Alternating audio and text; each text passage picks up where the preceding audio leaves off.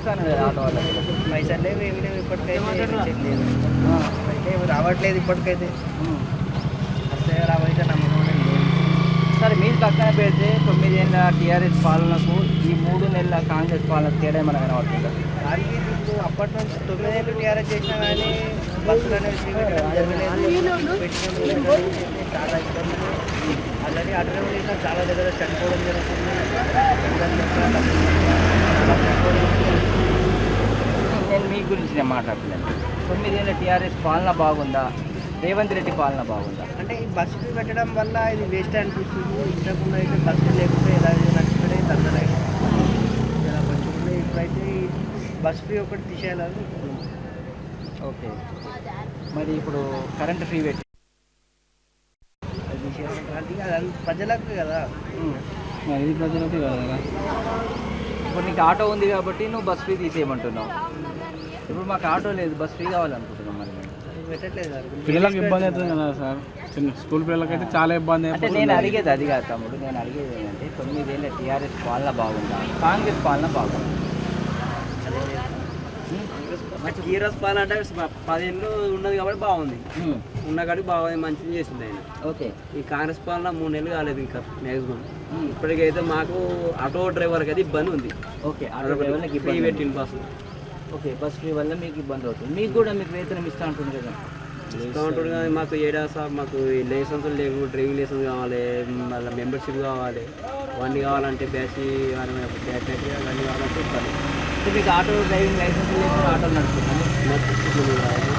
ఏమి ఆటో కానీ పోలీసులు కానీ పట్టుకుంటుంది కదా, చాలా మంది చేస్తారు కదా. పట్టుకుంటుంది ఏం చేస్తాం అట్లా. అలా ఆపుతుందంటే ఇవాళ మొత్తం ఇటే ఉంటుంది, ఇటే ఉంటుంది. అలా ఆటో ఆపుతుందంటే బండి ఇటే పెట్టుకుంటాం. కేసీఆర్ పాలన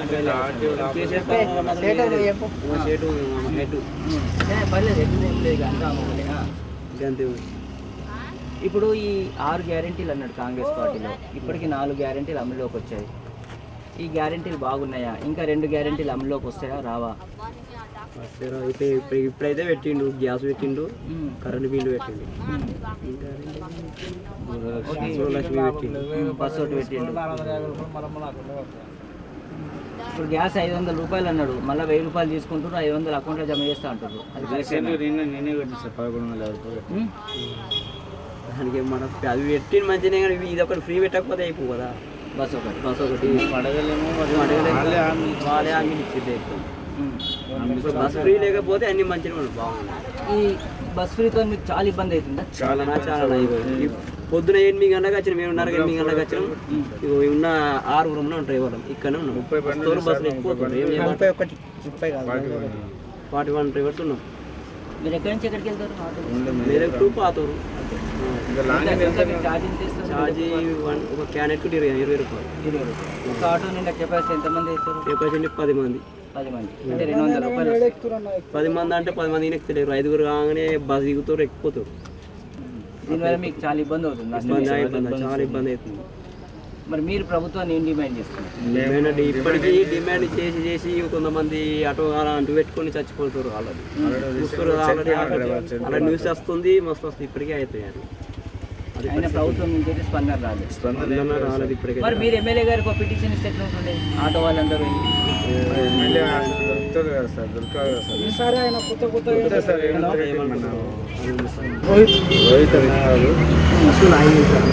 కలుస్తాం. మాకు కలవాలంటే మేము పర్మిషన్ తీసుకోవాలి, అతనికి తీసుకొని మా ఆవేదన చెప్పాలా.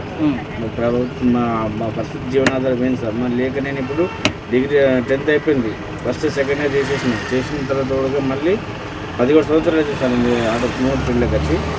ఇట్లాంటి ఫీల్డ్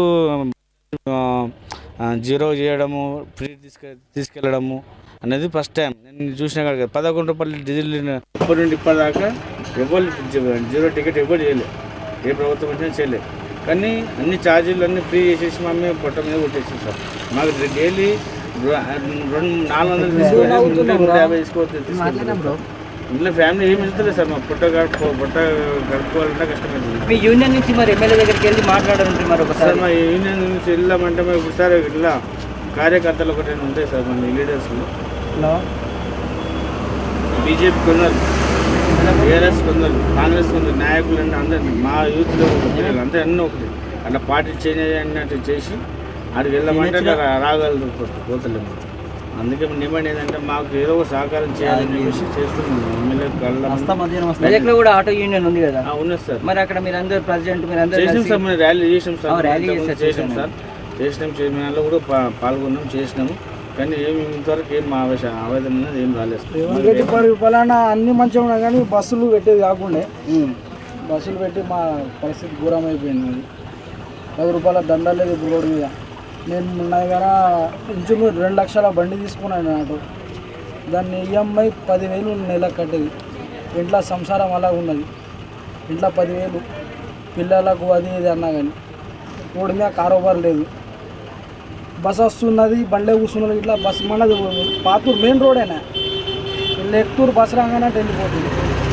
ఇది ఒక్కటి తీసేస్తే బాగుంటుండే. మాకు కట్టుగా కొట్టినట్టు అయిపోయింది. ఇటు ఈఎంఐ వెళ్తలేదు, అట్లా ఇంట్లో చిట్టీలు అవి వెళ్తలేవు. చాలా ఘోరం ఉన్నది పరిస్థితి ఇప్పటికి. ఇట్లా ఎన్ని గంటలకు వస్తుంది ఇక్కడ గడ్డ మీద? మబ్బులా 4 గంటల నుంచి సీరియల్ పెడుతున్నాం మేము ఇక్కడ. 4 గంటల నుంచి ఒక పాయింట్ పోతే ఒక పాయింట్, ఒక 5-6 ఎక్కుతారేమో. 4 గంటల నుంచి ఏదో పాయింట్ పెడుతాం. ఆ 4 గంటల నుంచి పాయింట్ పెట్టినా కానీ మాకు ఇంచుమించు ఇప్పుడు 1:12 అవుతుంది. ఆ 12 సిద్దిపేట బస్సులు వరుసగా మెదక్ అయితే అప్పుడు లంచ్ టైంలో కొద్దిగా బ్రేక్ అయినప్పుడే ఒక 2-3 బండ్లు కదులుతున్నాయి. అవి ఆడికెళ్ళి మళ్ళీ యథావిధిగా జనరల్గా అంటే మీరు ఇంతకు ముందు ఒక 3 నెలల క్రితం ఎన్ని ట్రిప్పులు కొట్టేవారు ఒక ఆటో? ఇంచుమించి ఆ బండి మీద అవద్దాం ఎందుకు సార్? 1000 రూపాయలు, 1000 రూపాయలు, 1500 కళ్ళు మూసుకొని చేస్తుండే. ఇప్పుడు ప్రస్తుతం 100 రూపాయలు అయితే జేబులో ఉండలేవు. ఇప్పుడు 100 రూపాయలు అలా డీజిల్ ఖర్చులకు 100 రూపాయలు ఇట్లా ఉండలేవు. ఇప్పుడు మీరు ప్రభుత్వాన్ని ఏం డిమాండ్ చేస్తున్నారు? మేమేం డిమాండ్ చేస్తున్నామంటే బస్సు ఒకటి తొలగించాలి, టికెట్ పెట్టేయండి.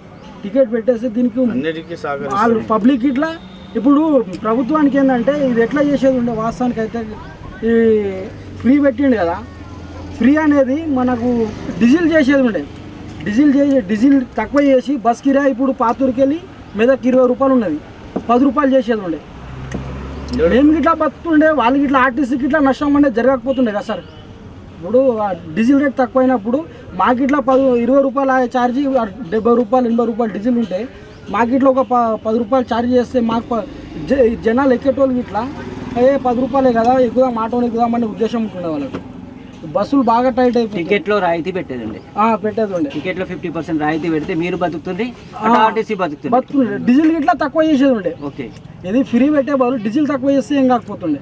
ఓకే, ఆర్టీసీకి ఇట్లా నష్టం అనేది జరగకపోతుండే, మాకు ఇట్లా నష్టం జరగకపోతుండే. మేము ఇట్లా బతుకుతుంటాం అసలు.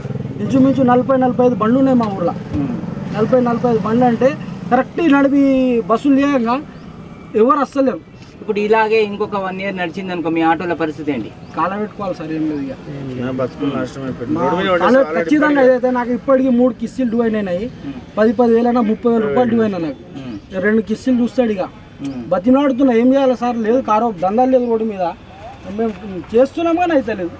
వేరే పని చేసుకుందామంటే మాకు ఇంచుమించు 2010 నుంచి నేను ఫీల్డ్ వచ్చినా. నేను ఇదే అలవాటు అయిపోయింది. వేరే పనికి చేయడానికి డ్రైవర్ అనేటువంటి ఈ మోటార్ ఫీల్డ్లోకి వచ్చినోడు వేరే పని చేయాలంటే చేయలేడు సార్, ఖచ్చితంగా చేయలేడు. వేరే పనికి అంగడు.